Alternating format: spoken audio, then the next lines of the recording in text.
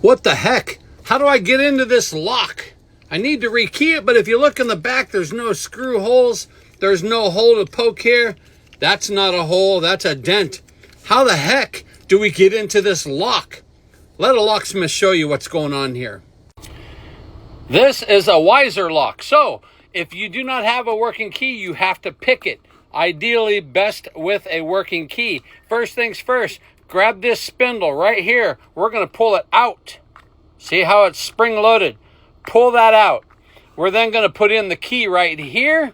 We're going to turn the key, keep that pulled out.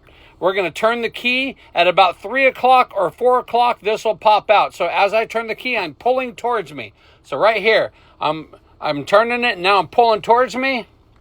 And you want to wobble right back and forth in that. Sometimes you just tight. But look, there is the back of the lock.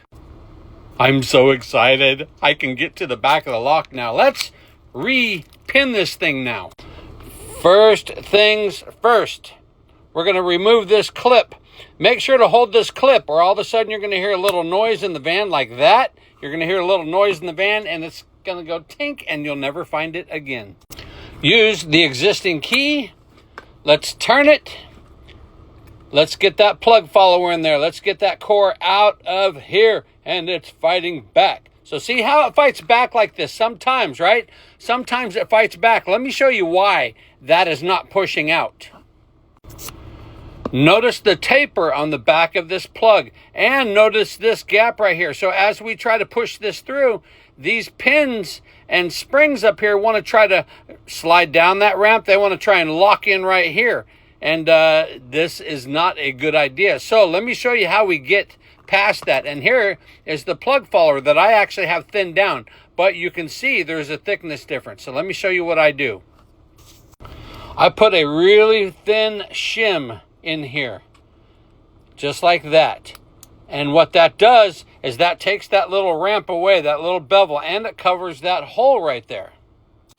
Then I grab that shim, I push it through, and it acts as a little bridge right there. Whammo. Everything comes right out of the lock at that point.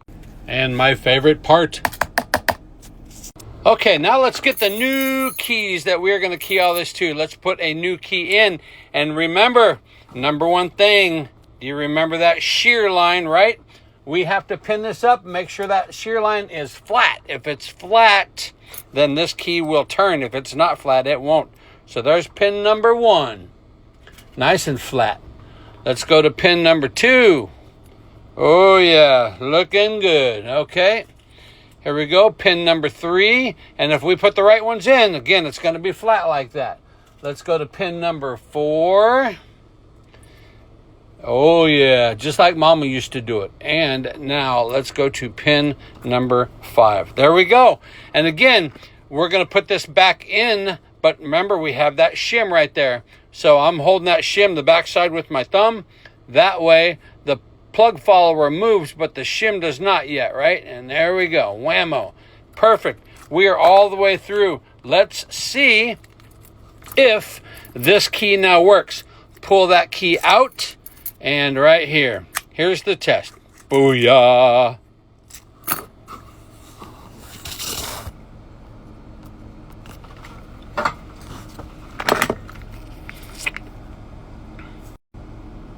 I then like to spray a little Wiener Slide in there. It gets that thing prom night slippery. If you know, you know. Let's get that clip put back on. Remember, never let go of this. Slide this down over. You have to isolate it onto this plug. Spread it out. Booyah. Lock it into place. And one last test. Ooh, yeah. Now let's reinstall it. All right. Put the key in. I put the key right now halfway in. That way it doesn't spin while you're doing things.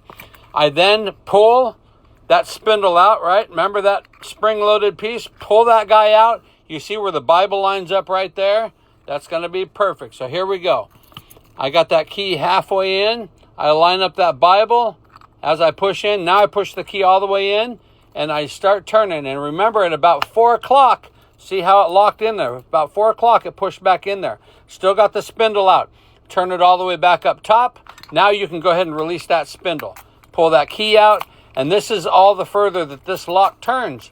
And now we have a working rekeyed doorknob. If you want to learn the business the right way,